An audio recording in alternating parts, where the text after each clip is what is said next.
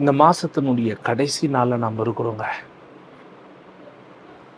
புதிய மாதத்துக்குள்ளே போகிறதுக்கு முன்னாடி ஒரு 10 ஜெப குறிப்புகள் விசுவாசத்தோடு ஜெபிச்சுட்டு படுங்க. ஆண்டவர் நிச்சயம் புதிய மாதத்தில் உங்களை பலமாக நடத்துவார். இந்த கடைசி நாளில் மனிதர்களுடைய அந்த தீர்ப்பை விட தேவன் உங்களை நியாயப்படுத்துகிற விதம் சீக்கிரத்தில் நீங்கள் பார்ப்பீங்க. மனுஷங்க தீர்ப்பு சீக்கிரம் வந்துடும், உங்களை என்ன வேணாலும் சொல்லிட்டு போயிடுவாங்க. ஆனால் தேவனுடைய தீர்ப்பு தாமதமாகிற மாதிரி இருக்கும், ஆனால் அது நிலையான நீதியின் அடையாளமாய் வெளிப்படும். அதை மையப்படுத்தி தான் 10 ஜெப குறிப்புகள் அநியாய தீர்ப்புகளை ஜெயிக்கிற ஒரு கிருபையில கர்த்தர் உங்களை கொண்டு போகிறார். முதலாவது காரியம், அநியாயமான விஷயத்திலிருந்து, அதாவது கர்த்தர் நம்மளை பாதுகாக்கணும், உங்கள் குடும்பத்தை பாதுகாக்கணும் சொல்லி நீங்கள் நல்லா ஜெபம் பண்ணிட்டு படுங்க.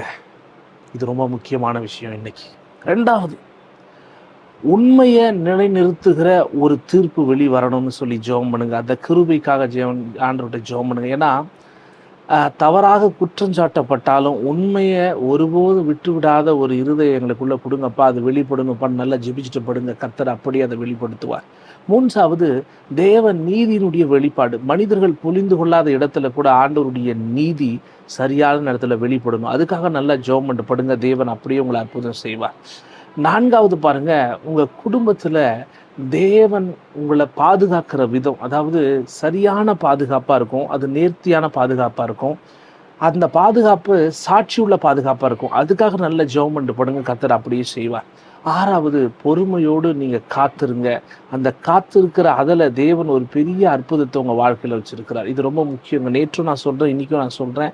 ஏன்னா உடனடியாக நீங்கள் எதையும் எதிர்பார்க்காதீங்க. தாமதமாக இருந்தாலும் கர்த்தர் சரியான நேரத்தில் உங்கள் வாழ்க்கையில் அதை செய்வார். ஏன் அதுக்காக நல்லா ஜெபம் பண்ணுங்க.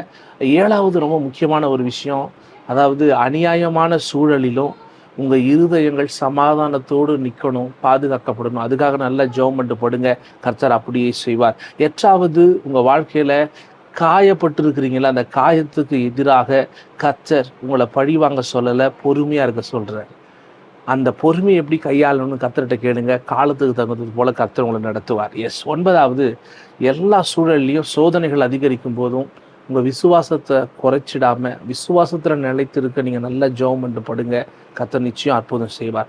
பத்தாவது, ஒருவேளை பிலாத்து மற்றவங்க பேசுகிறத கேட்டு தீர்ப்பு கொடுக்கலாம், ஆனால் கர்த்தர் இருதயத்தில் மகிமைப்பட்டார். அதுபோல் இந்த மாதம் கடைசியில் நிம்மதியாக படுங்க. புதிய மாதத்தில் உங்கள் நியாயம் வெளிப்படும்படி, உங்கள் நீதி அடையாளப்படுத்தப்படும்படி கர்த்தர் உங்கள் கூட இருந்து பெரிய காரியத்தை செய்வார். ஆமென்.